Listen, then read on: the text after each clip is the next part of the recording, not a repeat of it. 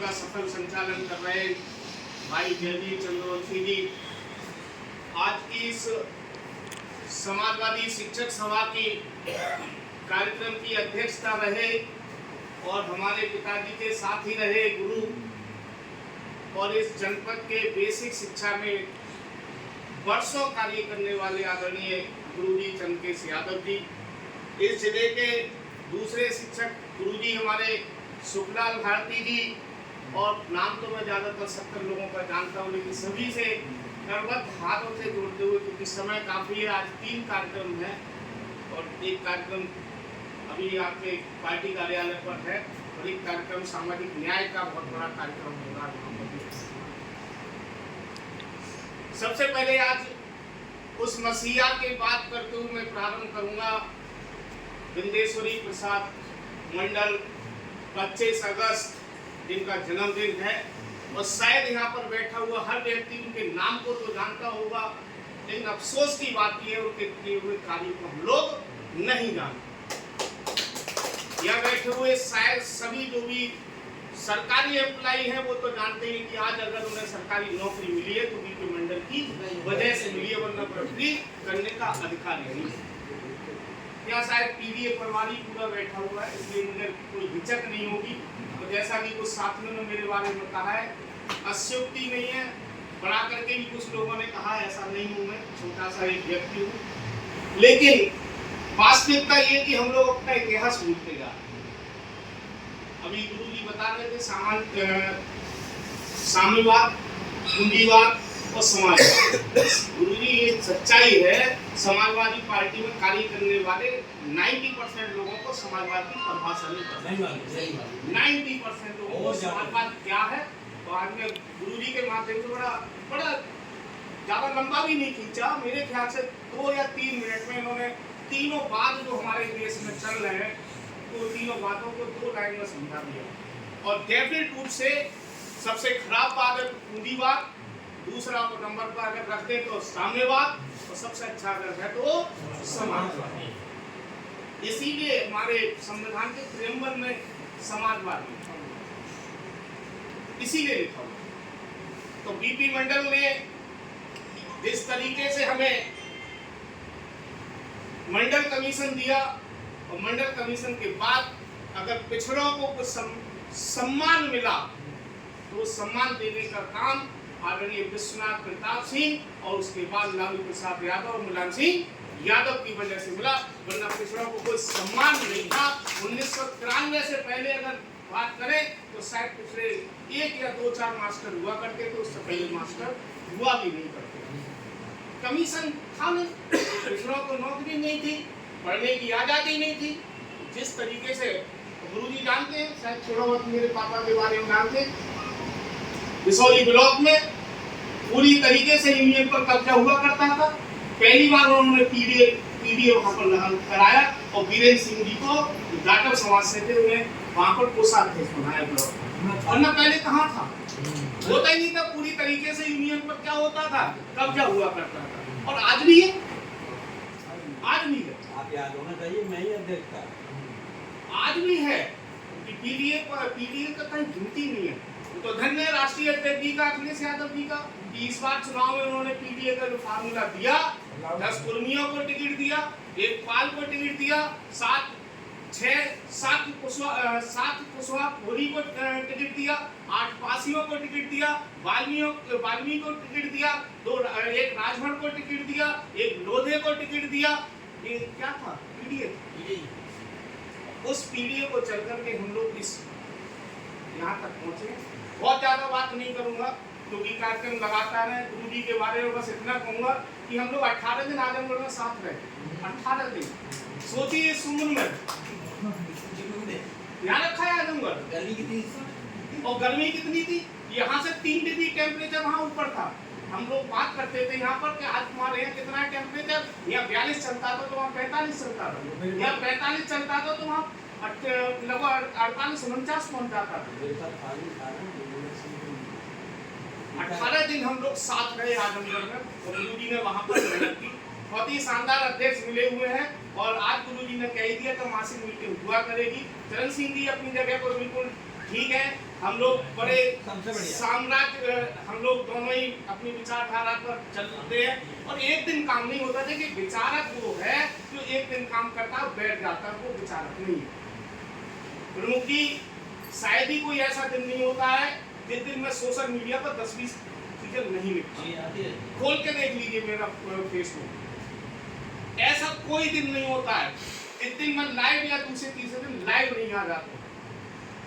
लोग देखते हैं, कौन सामंतवादी लोग देखते हैं कि आज ये निर्णय आया है, राकेश प्रजापति लाइव आ रहा होगा 8 बजे मेरा फिक्स है रात को लाइव आना, और रात को 8 बजे जरूर देखते खोल के बोले आज इसने क्या कहा। यादव जी ये है क्या इसने आज कहा क्या? अभी 69,000 वैकेंसी सब लोग पता है। अच्छा ये हमारे 19,000 शिक्षकों के साथ डकैती है। मैं एक वर्ड यूज करता हूँ, डकैती। एनएफएस डकैती है, लेटरल एंट्री डकैती है।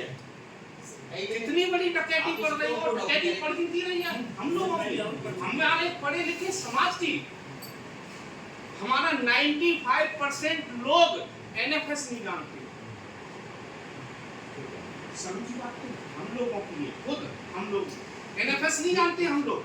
हमारा वो तो आप ये कह लीजिए राष्ट्रीय अध्यक्ष ने लगातार पीडीएफ चिल्ला करके पीडीएफ करके ये पीडीएफ समझा दिया, लेकिन एनएफएस नहीं जानते। Not found suitable. अभी दिल्ली में 2 पद निकाले गए, एक सामान्य वर्ग का, एक एससी का।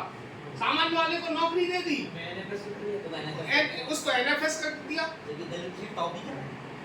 इलाहाबाद यूनिवर्सिटी में 11 पद एनएफएस कर दिए, 11 एनएफएस नॉट फाउंड सुटेबल। बताइए इस देश में 75 साल बाद आपको जो है पढ़े लिखे लोग नहीं मिल रहे हैं, खूब मिल रहे हैं। लेकिन क्यों करते हैं? इसलिए करते हैं। करने का कारण क्या, वहां नहीं पहुंच रहे हम। करने का कारण ये कि 5 साल बाद उसी को एनएफएस से बदलकर किसमें बदल देंगे? सामान्य में बदल देंगे। लेटरल एंट्री पर, मैं तो ये लेटरल एंट्री में लगातार 2 सालों से बोल रहा हूँ। अगर मेरी फेसबुक उठा करके देख लीजिए, लेटरल एंट्री में 2 साल से बोल रहा हूँ। जिस दिन पहली भर्ती हुई थी उसी दिन माननीय राष्ट्रीय अध्यक्ष जी से मैंने बात की थी। उसी दिन राष्ट्रीय अध्यक्ष जी से मेरी फोन पर बात हुई, ठीक है। तो मैंने कहा था, मैंने कहा कि भैया इस तरीके से ये बात हुई है। उन्होंने खंगाला और अगले दिन उन्होंने उस पर प्रेस कॉन्फ्रेंस की। पहली बात जब हुई थी 301 बार, 31 बार, 91 बार डायरेक्ट आईएएस बना दिए तुमने। आईएएस भी नहीं, आईएएस से भी 2 सीढ़ी ऊपर बना दिए। और शर्म की बात यह है उसमें एक भी पिछड़ा नहीं, एक भी दलित नहीं, एक भी अल्पसंख्यक नहीं, एक भी आदिवासी नहीं।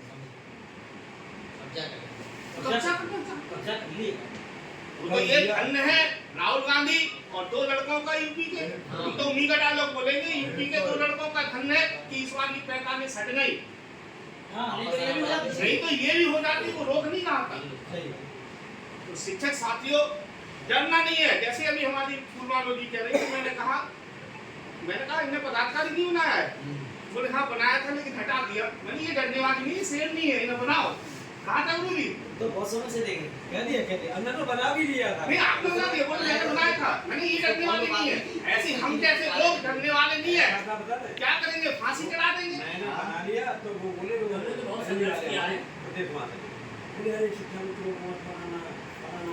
देखिए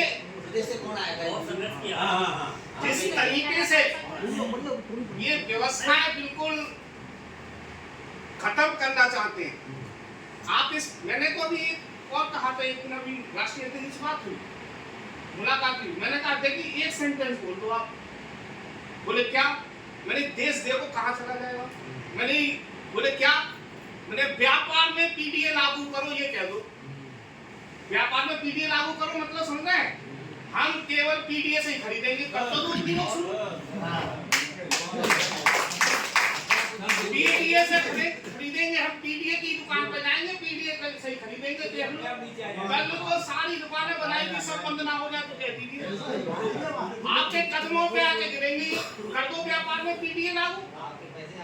सब समझ गए नहीं समझ गए? आज से चर्चा विषय बना दीजिए कि अपने लोगों को समझाइए। देख लीजिए, बोले किसकी? कश्यप की, इसी पर खरीदनी है। यादव की, इसी में खरीदनी है। प्रजापति की, इसी में खरीदनी है। राजभर की, जाटव की, इस पर खरीदनी है। नहीं जाना है अग्रवाल पर। देख लो, चमत्कार हो जाएगा, हो जाएगा और होगा। पूंजीवाद कदमों में गिर जाएगा आपके। जिससे ज्यादा सबसे ज्यादा त्रस्त है, हमारे गुरु जी ने बताया, पूंजीवाद से तो त्रस्त है चंद लोगों पर। 5 लोग बताइए, ओपीएस नहीं देना चाहते हैं, नहीं ला देते हो, एनपीएस लाए, यूपीएस लाए, बदल के शेयर मार्केट वाली चलेगी सब वही है। 2 मिनट मेरी बोले बेटे। बस 2 मिनट। 5 ओपीएस नहीं देना चाहते, जबकि पूंजीपतियों का 15 लाख करोड़ कितना माफ कर चुके ये चंद लोगों का, चंद 5-6 लोगों का कितना माफ, 15 लाख करोड़। किसान का तुम पे 1 लाख माफ नहीं होगा। खुद लेगी, ऐसा तो लेना है सांसद जी। बहुत बहुत धन्यवाद सभी का। और गुरुजी ने मान ही लिया है कि मासिक मीटिंग होगी। गुरुजी को चिंता क्या, मैं बताऊं, मुझे चिंता ये है कि कम लोग आएंगे। अरे मत आने दो, 10 आए, ये प्रबुद्ध वर्ग है गुरुजी। ये एक व्यक्ति को 1-1 100-100